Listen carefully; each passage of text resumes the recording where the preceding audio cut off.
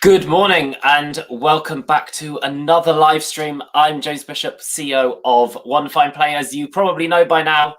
I think this is another week where we're going to have 5 episodes in the week, which is pretty exciting. I've got a fantastic guest today. We've literally just met for the first time. They're my favorites when I don't know the person, as I've said before. Tomorrow, I have the founder of a company called Get Welder coming on the show. They've just built a product specifically for recording podcasts remotely. I'm really excited to find out what they are doing, what they've got planned, what they've got in store for the future. Friday, I think it's just going to be me and you chatting. I will chat to the Instagram audience too, because I know that they love that. If you've got any questions, stick them in the comments. I am on my own today. Connor, our producer, is not with us, meaning that I'm pressing all the buttons. Anything could happen. But right now, let's get into it.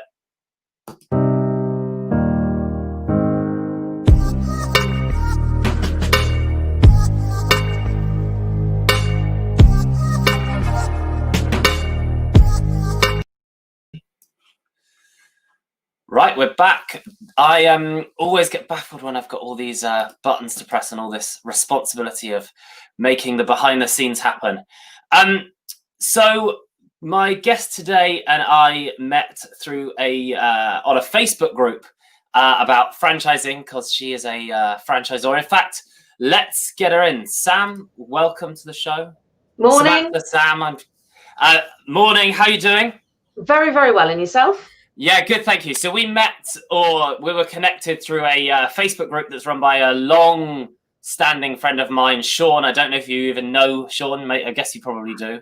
A legend that is Goldsmith. Yes. Yes, he actually was on he was my first ever guest on this live stream, because he is so great at just chatting to people and loves to try everything. So have you noticed?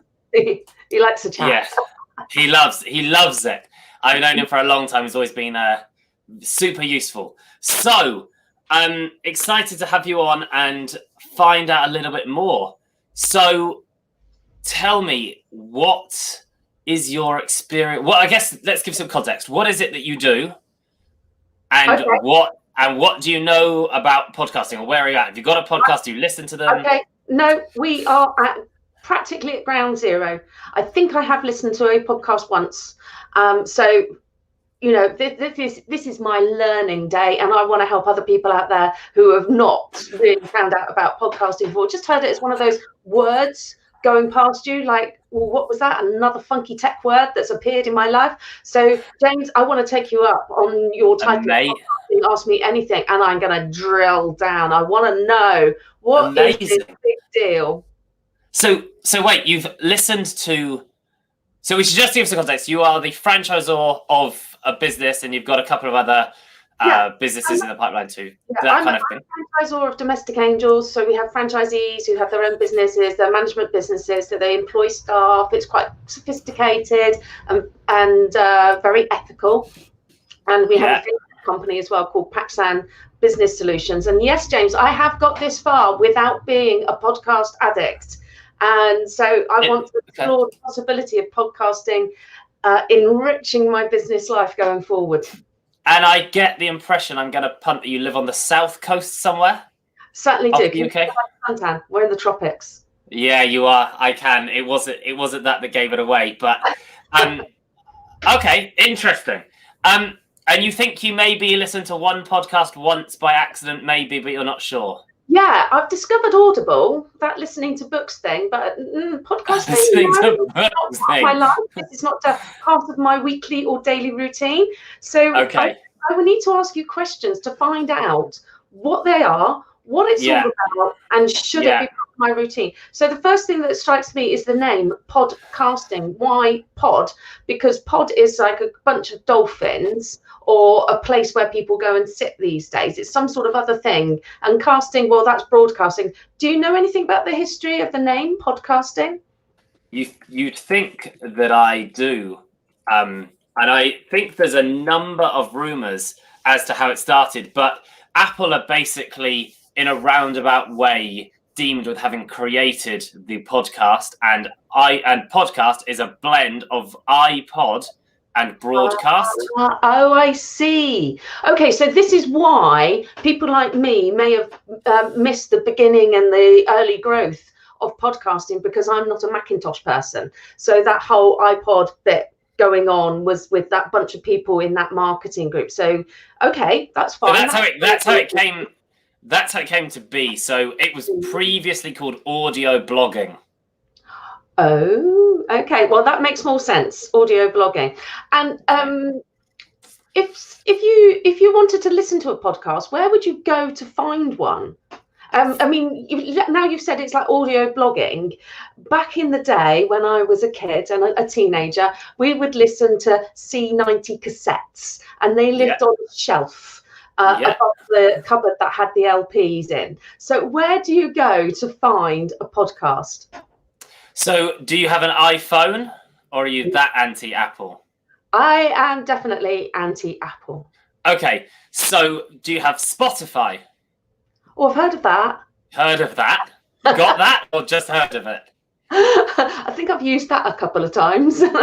Okay, so there are 3 main places that you can go to listen to podcasts. If you had an iPhone, you could go to the Apple Podcasts app on your iPhone, which comes pre-installed on every iPhone in the world. Always has. I assume always will. It's one of the very few apps that comes when you get the phone. If you don't have an Apple phone, then another option is to use Spotify. Spotify is a music streaming service that I have parents who are a generation older than you, and they embraced. I told my dad he needed Spotify, and he was like, "What do I need that for?" I was like, "He's like, I've got all these cassettes and CDs, and I don't need." Within a day, he's revolutionized, and now the same as everything I've ever given him. When I gave him they gave them an iPod. Don't need that. Gave them sat nav when it was back in the day. Don't need that. Gave him an iPad. Won't ever put it down. It's a long list of changes. So you can listen to podcasts at Spotify, or if you have your phone, you can download the Google Podcasts app. Oh, a Google Podcasts app. So there's another option as well. There are lots and lots and lots of options, probably 40 or more podcast players. But the 3 most popular are probably Apple Podcasts, Spotify, and Google Podcasts.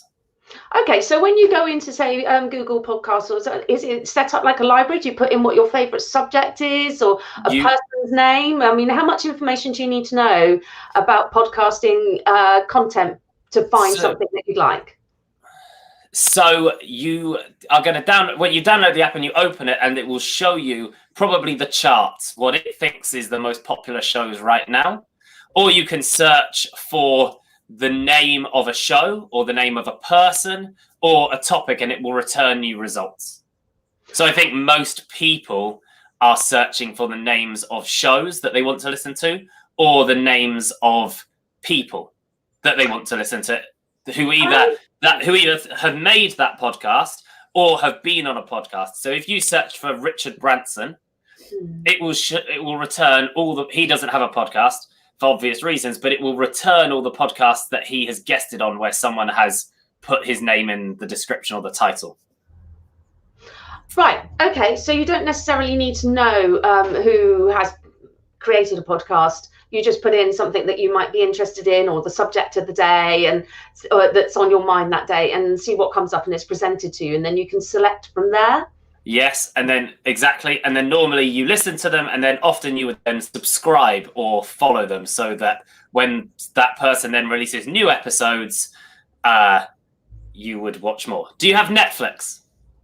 Have you heard of that? I've heard of that. I had it for a month last year, just when it was like March time, when it was rainy and bad. But what did you think? Yes, there was plenty to watch. Yeah, so it's very, very similar to that. It's going to show you popular shows right now. If you watch something, it's going to show you more of that show. Right. Okay. And I think we're all used to that whole smart TV arena that predicts what we want. So I think that's a really good analogy that you've just given there.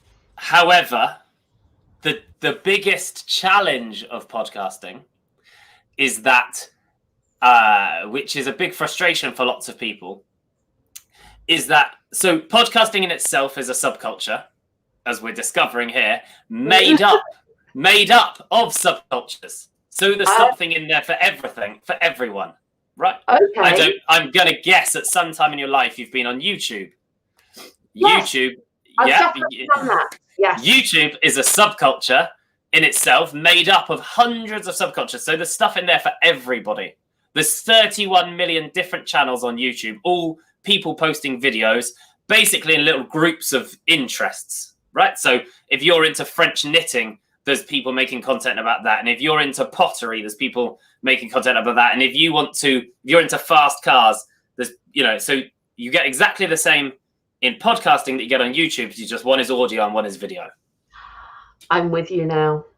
The challenge of podcasting, however, which is different from, say, Netflix or YouTube, is that it doesn't work in your favor. So the sentence that's banded around is discovery is broken. So most people find out about podcasts they want to hear or listen to from other people. So the chances are by the end of this call, I'm going to say, because you're going to ask me what podcast should I listen to, and I'm going to give you 2 to go and listen to, and you're going to listen to those, and then you'll have a conversation with your friends, and your friend will say, oh, you should listen to XYZ show, and you'll start to listen to those. Because of how, it's a long story I won't bore you with now, but just imagine Apple has its own motivations. It doesn't go, oh, I think you should listen to, you really like this golf podcast, here's some more golf podcasts. It says, oh, you listen to this golf podcast, here's the top charts today, here's what's performing well, and here's what we want to promote. So it makes it very hard for you to find other shows that you like. All right, so it narrows you in a bit too much. No, or the other way around, it broadens you out. It leaves you it doesn't help you to find shows you want to listen to. Okay. All right. But yeah, anyway, go on. So I've got a good idea about this whole, what a podcast is now and where I would find a podcast. So why would I want to listen to a podcast as opposed to, say, an audiobook? I mean, how does it fit in the genre of things that are listened to, like the radio, audiobooks, news programs? These are such great questions, and they are so unbelievably simple yet difficult to answer. Like, come on, just give me another. Let me give you 30 seconds. No. That one, James. I know an answer. So much stuff coming at us these days. We've got to be able to rationalize what we're experiencing and what we're taking on board to allow us to be able to, stay sane mostly, but create time to do the things that are valuable to us, whether it's work or a hobby. And if we don't filter out the stuff that's not necessary, it all becomes a little bit too much, and we all try to do too many things. So the case for podcasts is? So I think we're going to cover what is a podcast and the case for podcasts at the same time. Okay. We live in a world, whether you like it or not, of on-demand content. Especially the younger generations, they expect everything when they want it, not when it's been programmed, as I'm sure you're aware. Hence, Netflix is the on-demand of video, and Amazon is the on-demand of shopping. And I love a box set. And you love a box set. And if audiobooks are the audio version of books, then podcasting is the on-demand version of radio. So on the whole, it's opinion-driven audio experience, audio-first experience. Wow. That is such a great explanation. Okay, thanks. I really like that. Well done, that man, with the tricky question and the nice, simple answer. Yes, well done. So okay, go on. Let's talk about who gets involved with this. How did you get so involved with podcasting? Oh, that's an interesting story. I was teaching disadvantaged young people in London how to make videos using their phone in order to help them get a job or be more creative or get involved in the creative industries. So I was working with 16 to 25-year-olds through people like the Prince's Trust and Young Enterprise and Centrepoint, which is the UK's largest homeless charity, and disadvantaged people who suffered from blindness or they were deaf or whatever. And I did that for a couple of years. And during that period, what I realized was that it's so much more difficult being disadvantaged than I had ever considered in my white male privileged life. And I realized that there are some fundamental flaws when you're disadvantaged, such as because of the other challenges you're facing, you often don't get exposed to everyday conversations that you and I might take for granted. And so even if you are interested in learning or you want to develop or you want to grow, often you just aren't even hearing the conversations, let alone being involved in them. For example, a great example of this is if you imagine the restaurant industry. On the high street, it's been suffering for the last couple of years. It's been in decline, not just the last 6 months. And you've got people in head office and you've got management all, having the conversations about the future of the high street and on-demand food delivery and so on. But in the kitchens, maybe the people washing the plates aren't hearing the same conversations, yet they're going to be affected by the same thing. And that didn't seem fair to me. So I started to look for a solution where I was like, I need to capture these conversations that I'm having in my day-to-day life so I can give them to these young disadvantaged people who are really interested if you put it in their context. But what they want is they want to consume it whenever they want. It needs to be free because they're, financially, there should be no barrier from economic status. And we live in a multicultural society in London, so there needs to be no geographic boundary. That led me to podcasting because it was basically capturing conversations that could then be played back on demand. I then that sent me down a rabbit hole of podcasts where I was like, okay, I don't know much about this either. I've also, very much like you, heard of them, not really listened to them. Well, whatever. So it's a bit, isn't that for 50-year-old men in their back bedrooms? It's a bit sweaty and odd and they talk about stuff no one's interested in. And it opened up this whole world. And now everything that we do at OneFinePlay is driven through a sense of social purpose. So the shows that we make are all now primarily focused around building a better future for people. We capture conversations. We think our strapline is moving conversations. So it's conversations that matter, allowing people to have access to them. With the young people that inspired you to take this step, to go down these deep rabbit holes, have you managed to be able to follow their progress and see the impact? Yes, some of them I do, because some of them I'm, for whatever reason, still in touch with. But it's more, more and more podcasts are being created for those kinds of people, for the younger, those generations, and access to all sorts of conversations is increasing all the time as the popularity of podcasting increases, both in listenership and from a creator perspective. How much has the interest in podcasting increased in recent years? Lots. I mean, I don't know the numbers exactly, but I can give you some benchmarks. There are. So it's arguably it's still niche. You know what a blog is, I'm guessing.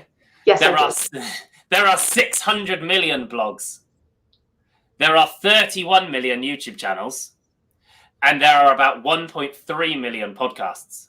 So relatively hardly any. Now, of those 1.3 million, at the beginning of this year, there were only 1 million.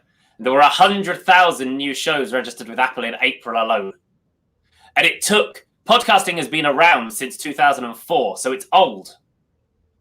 It took something like 10 years to get to the first 500,000, and then it's just exponentially grown. Because we also live in a world where people want to buy back time. People are willing to buy time. So you've heard of Uber, I'm guessing? Yeah. Yeah, the taxi company. Uber, on the front, they sell, you can buy a taxi service. But say you're in London and you're me, what you're really buying is time. I can go onto my phone and order a taxi to be outside, And in 4 minutes, and that bought me the 4 minutes where I don't have to organize. I can do something else in that 4 minutes. What I bought was the 4 minutes, not the taxi.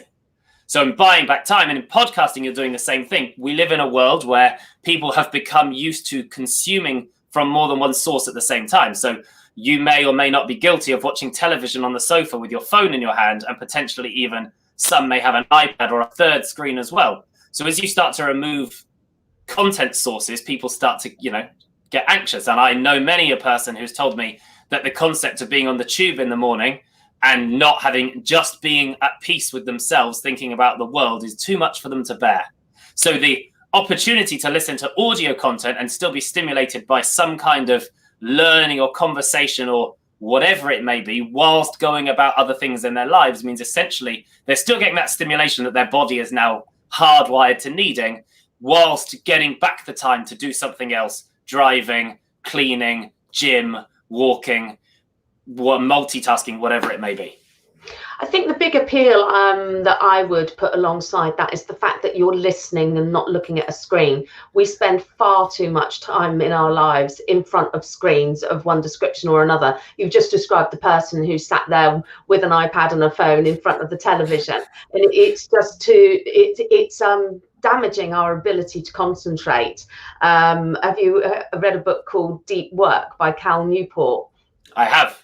Yeah, so I'm a long way through that at the moment, and it addresses exactly this problem. So for me, I'm really keen to move away from screens wherever I can. So podcasting is starting to become quite appealing from your description here.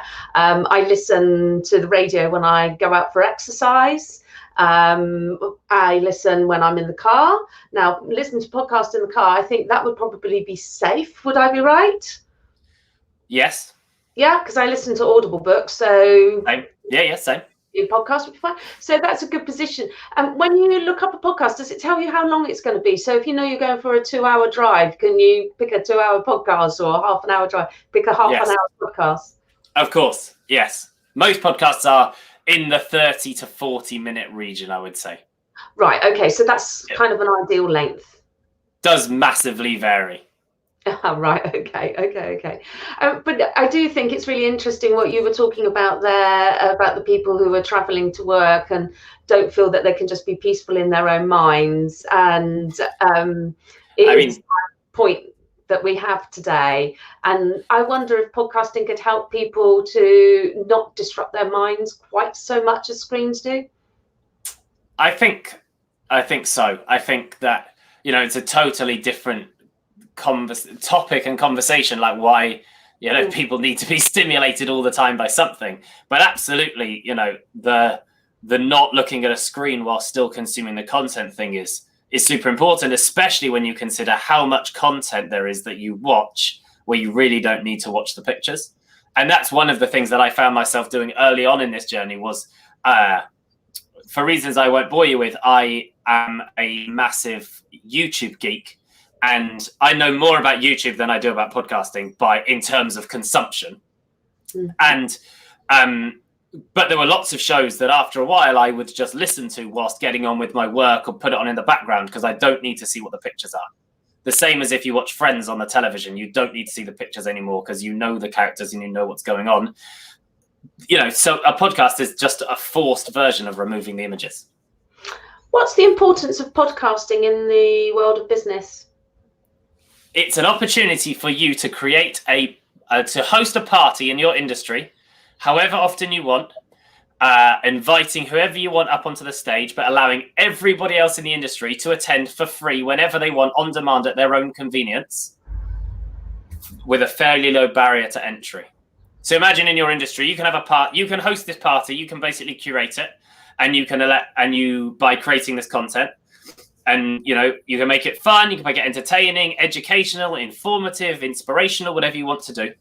You can put it out as often as you want, and then you get everybody else in the industry attend, listen to it, and they'll know you're the host, and that has exponential benefits. Oh, okay. So right at the beginning of the show, you were looking for the right buttons to push. Yes. What hope is there for somebody like me to find the right buttons to push? Well, that's just because we're using this live streaming platform. Right. which I'm not that familiar with. In terms of making a podcast, so as with everything in life, there are, you get what you pay for. So if I think as a typical mindset with a podcast, just by the nature of how it's grown up, that you can make it, it's got a low barrier to entry. Some people like it because they don't have to be on camera. Some people like it because they think, oh, well, I can just record that on my phone and upload it for free, because there are places you can do that. But as with everything, I do it all day, every day. So I'm going to be better than you are at making what I would hope. Right. So, so it's a case of, how much hope have you got? You've got loads of hope. You've got about as much hope as you have of doing your accounts, if you're of getting your accounts right and being successful and correct, as you have of making a podcast that works, if you know what I mean. How does a business owner go about podcasting? I guess it is a verb, podcasting. Yes, it is a verb. It is a verb. Great question. First off, I think you need two key things. You need to understand if and who the audience might be that are going to listen to it, because this is not about you. This is about them. Who's the audience? Who's your audience? Okay. Right. And I'll tell you why. Podcasting is something, there are only a few things in life that you really do alone, and podcasting is one of them. It's very unusual to listen to podcasts in a group. It's just not really something that you do. So as such, when you listen to a podcast, it's personal choice. You will go, I wonder what I'll listen to. And there'll be all these things on your app, and you'll be scrolling through, and you will probably have got to the point as a listener that you are like, maybe one's a work thing, one is a true crime is a huge category in podcasting. It is? Yeah, true crime is huge. Yeah. Okay. I should give you some context to the podcasting market briefly. Well, yeah, I've got questions around that. Okay, well, we'll move on to that then. So let's just deal with, if as a business person, if I want to start podcasting, what do I need? What do I need in terms of software, hardware, and guidelines? Okay, so I'll finish what I was saying first. Because the person listening is going to pick something they want because it's their time, more so than other stuff, you've really got to put them first, because they're not going to care otherwise. And if it's not enjoyable, they won't listen, because they will just listen to something else. Because there's all kinds of genres out there. So you need to know who your audience is, what you can offer them that's of value, and how you're going to make it entertaining for them to listen to. And so therefore, the second thing you need is a good idea. After that, in its most basic form, you basically, could make a podcast that was perfectly listenable to, if you knew what you were doing, and you were a good storyteller using just your phone. So you could get an app that's free. You could use your phone microphone. You could press record. There's an app called Anchor, for example. I'm not going to say I'm a fan of it, but there's a free app called Anchor. It will allow you to record your conversation using your phone, and then it will upload it and make it appear all the places you can listen to podcasts for nothing. So you could do that. Super simple. But the main things you need are to understand who's going to listen to it and a good idea. Okay, so I'm feeling a little bit tempted to get involved with this, but before I'm really sort of going to step over the line, I need to bring you back to an earlier part of the conversation when you said that Richard Branson doesn't have a podcast or doesn't podcast. Why would he not podcast, but I would? Him specifically? I don't actually know if he's got really. So it's an opportunity to gather. Marketing is just another word for attention, right? You're trying to win other people's attention. You're trading attention with them. You want to market your product, or to become have influence over another. It's normally a game of attention arbitrage. So you are trading something that's probably of value to them in return for the thing of theirs that's of value to you, which is their attention, so that over time you become front and center of mind. Richard Branson specifically probably doesn't need for many reasons to have a podcast, because he pretty much he's past that time in his life, shall we say. Whereas there are many others for whom it's beneficial. It's a platform. It's part of a building of your personal brand, which in turn has impact for and other. Is that how lots of podcasters use it, to build their personal brand? Yes, because most podcasters naturally have a host, an individual who's a host. You can't, even if you made a business podcast, there's still got to be a person's voice, and that person, therefore, you get to know and like that person as a listener. Mm-hmm. So as with any show, any book, don't even think about TV shows. Think about books. You come to like the characters in the book, and you might continue to read because you want to find out what happens to those characters, and you would read the sequel because you want to find out about those characters. And a podcast is the same. That's why, it's a very personal thing, because it tends to be in your ears, in your head. It feels like they become your friends. And so lots of people build personal brand from it because it happens naturally. Right. Okay. So then, who predominantly podcasts? What sort of people? All sorts of different people. A huge cross section. Going back to the business thing, here's an interesting question for you. Do you worry about do you make you must make some kind of content in your business? I write. Do you make content? Do you? Yes. You make some video content or some pictures? I empty my head. Okay, and as a business, do you think that you need to make more? Would it be good to make more? I don't know. For me personally, I think it's very easy for businesses to get distracted with seeking attention, with the marketing, with putting the narrative out. Distracted from what?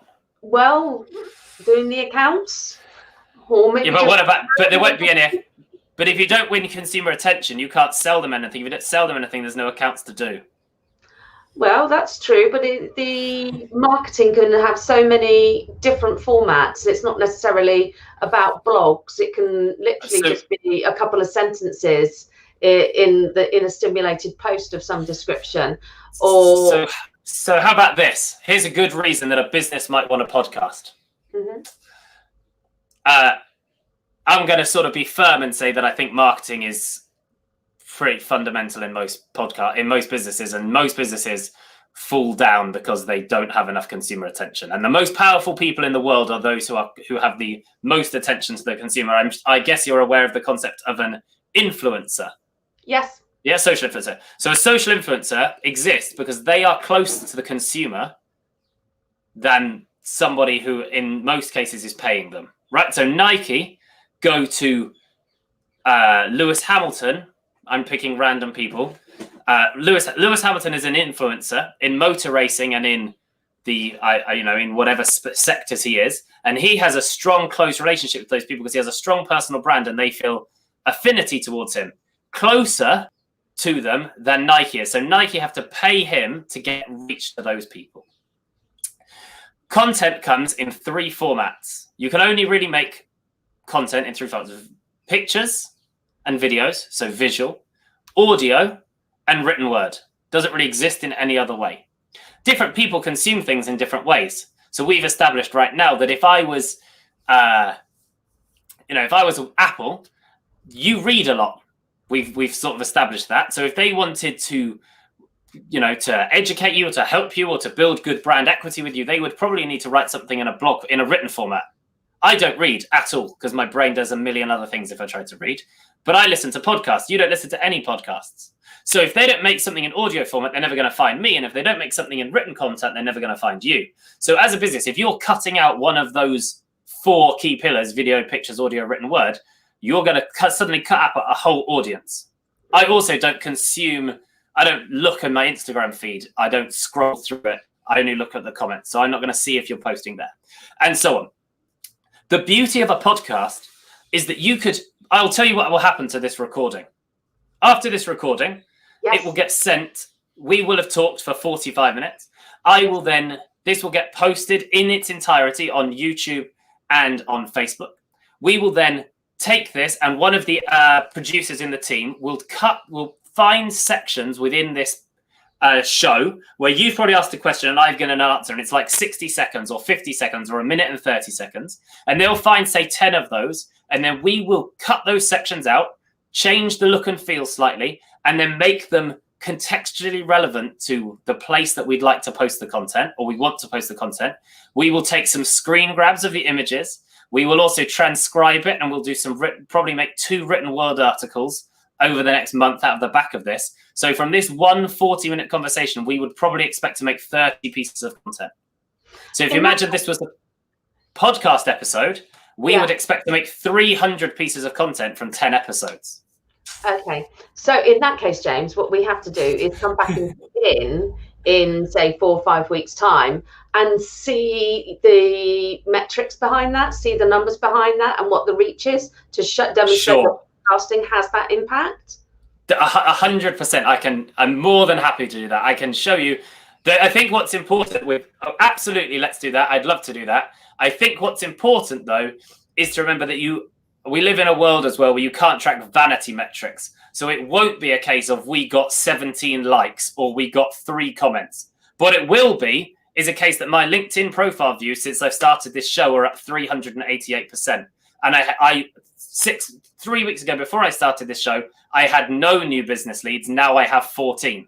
So I know that indirectly and I have endless messages in my phone, inbox, in my WhatsApp, in like emails, people saying, I've seen your stuff, it's awesome, keep going. So I know that by making this content, it's working, but I can also promise you it's not because more people started following me on Instagram, because that means absolutely nothing and won't pay the bills. But the one person who saw my LinkedIn cut down of a conversation, which reminded them of me, so it's front of mind. So when they saw a post that afternoon about where someone was looking for a podcast producer and they suggested me and then they referred me and we've just got a £30,000 contract from it, I know that it worked. Brilliant.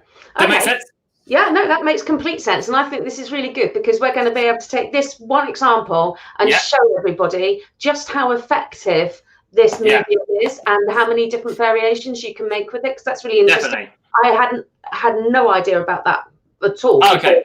And we've taken stuff that we've cut and made into lots of different things. So I understand the principle, but I'd love to see the output and the result from that. Okay, so yeah. So that's fantastic. And I think the secret to that is consistency. I committed to making at least 100 episodes of this show. Even if I talk to myself and nobody watches it, I couldn't care less, because I know that 100 episodes in, I wouldn't have any idea if it's even starting to work for at least 100 episodes. And that's most people's downfall. 93% of people quit podcasting after 7 episodes. Oh, right. Okay, so we've got that to prove as well. That's fantastic. So but it proves that it's difficult. It's harder work than you think. You don't get the results as quickly as you think. But you should, I think it's important both as a listener and as a creator to do it, because first and foremost, you're passionate about doing it. If that makes sense. Like, I do this because I love helping people and answering questions and meeting random people, not because I want to sell stuff. That's apropos of. Okay, so James, I understand I might be a random person. What non-random people you made podcasts with? What non-random people? Okay, we make the podcast for Ross Kemp. Okay, I know who he is. You know who he is. Cara Delevingne. I know who she is. You know who she is. Cressida Bonus. Used to date Prince Harry. No, don't know who she is. We make the podcast for Maker's Mark. It's a whiskey. We make the podcast for the Duchess of Rutland, who lives at Belvoir Castle. Wow. Well, that's something I never knew. Yeah, so she interviews all of the other duchesses in the UK about their lives and the female line through all of the stately homes and how that's evolved over the years, and it's fascinating. Oh, that is fascinating. It's quite a story, actually. Yeah, we make the podcast for all kinds of people that you wouldn't have heard of because they are micro influencers, so they'll be specialists in their space. So, for example, a lady called Rebecca Dennis, she's a breathwork coach. She's one of the world's leading breathwork coaches. A girl called Clover Hogan, she's 21. She's a climate activist. She's getting paid 5 figures to talk for an hour to the senior directors of some of the leading global like FMCG businesses about how they can change and make a difference to climate, to the climate. We make a podcast for a lady called Eve, who is a gut health specialist who's just published her 2nd book. We make a podcast for the UK's #1 CrossFitter. So, people who have audiences that are engaged and probably not huge. This is not a numbers game. It's a game of engagement and value. And I think that is probably an extremely appealing couple of words, engagement and value, to business leaders to win them over to the podcasting world, because we see so many numbers, so many stats, so many metrics, and 9 times out of 10, it doesn't make an awful lot of sense. We just get a gut feel for what's working and what's not working. And I think the engagement side, when that can be evidenced, that is the real winning appeal. I think so too. And I think that businesses hopefully are starting to catch on to that. One of the challenges that we have with working with the bigger brands is that they always want to track their return on investment. They always want to know how, and I always say, the analogy I always give, and I understand the need for return on investment. People are impatient. They need everything today. So say, what was the return of me? What, my mum didn't have a return on investment tracker on me every week. She didn't go, oh, James was horrendous this week, I should get rid of him. But over 18 years, she did all right, some would say. So, I think that's the challenge here. Was that, sorry? Yeah, she did. Yeah, she did. Fine. She did fine. But you know what I mean? And that's one of the real, that's one of the real things with something like podcasting, is that need to be patient and the understanding that the vanity metrics are not going to help you with working out if it's really bringing you value. And you have, like, my biggest tip is be agnostic when you're doing these kinds of things. So don't start making decisions before you've even tried it. So I imagine your business has a Facebook page. Yes. Right? And it has a few. And maybe it has an Instagram account. Yes, a few. But a few. Does it have a TikTok account? Definitely not. Why not? I think we spend enough time doing what we do in terms of marketing, which is sort of reflecting back what I was trying to say not quite so well earlier. So I guess my point is just, if you joined Instagram after 2 billion other people, when everyone goes, in 6 months' time, when attention moves from platform to platform to platform. So in 6 months' time, when this is not a campaign for why you should join TikTok, this is about the importance of being agnostic and not making decisions. Like, if you don't need any more business and you're comfortable and what you've got is performing well for you, then that's awesome. But to those people out there who maybe aren't in that lucky position, but are also writing off, podcasting or a YouTube channel or TikTok before they've got there, I just think be agnostic. Don't make decisions before you've tried it as to whether it might work for you or not. You might discover TikTok. I think the thing is for me is it's not that we've said we will never do. It's more a case of what we do at the moment works. So awesome.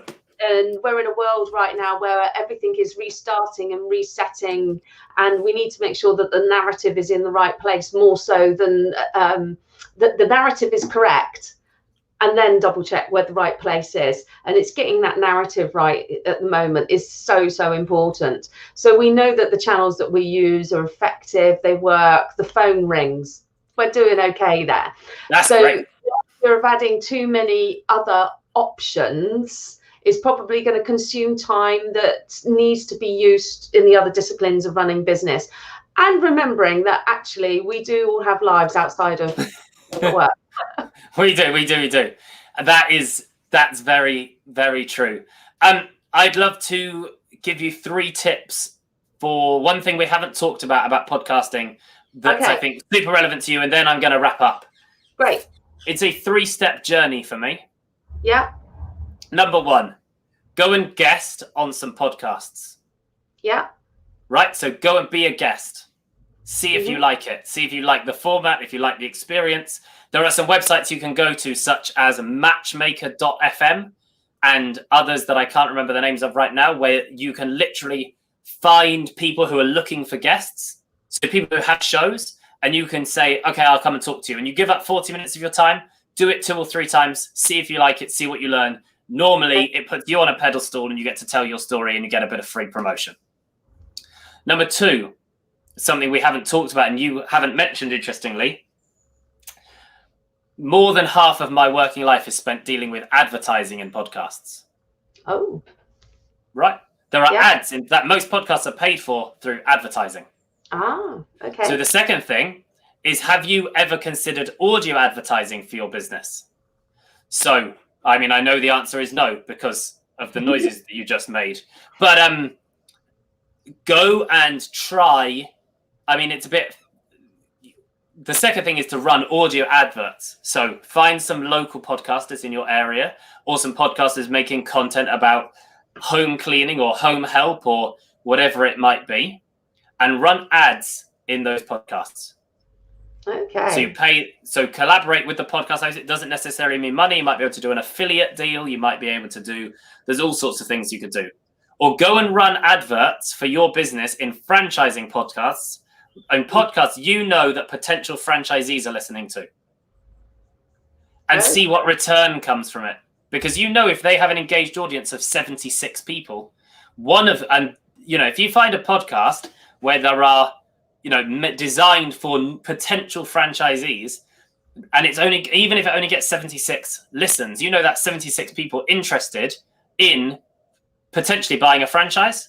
That is a significantly higher, and they're going to be listening to it in their headphones. They've got to sit through the 90-second, get through the 90-second ad, and there's a very high sentiment between listeners and podcast ads. So you see lots of returns. So that's a very targeted community of people to hit.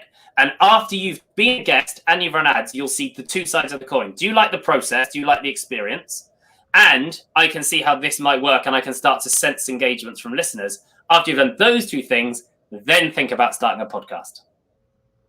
Oh, and number 0 is actually just listen to some more shows. Listen, I'm going to start with listening to some shows. I forgot about that one. I took that as read. But number 0, listen to some podcasts. That's great. I've got those written down, James. Thank you so much for joining me today. Hopefully that has been interesting. Yeah, it has been very interesting. Thank you very much for straightening all of things out about podcasting. And we will absolutely get you back on, and I'll show you some results of what we've done with this episode. I'm just going to stick you back in the green room, and I'll come and say bye in a second because Connor's not around. So bear with me 2 seconds. But thank you so much. Guys, hope that was interesting. Very different. First time we've talked about the basics like that, but I really enjoyed it. It's made me think of some of the bigger macro questions around the whole what we do every day in podcasting and why. And it's fascinating to meet someone who has not listened to podcasts, not because I don't meet those people, but just because I don't often interact. You get so inside your echo chamber. So it's been awesome. You can follow us at OneFinePlay across all socials. Smash that subscribe button, hit that notification bell so that you know when we're going live. Your comments and your questions, I can see them coming in. They have been awesome. Thank you for that. I will be back tomorrow with another show, and potentially Connor will be back. If not, I'll be on my own. Until then, have a great day and see you then. Bye.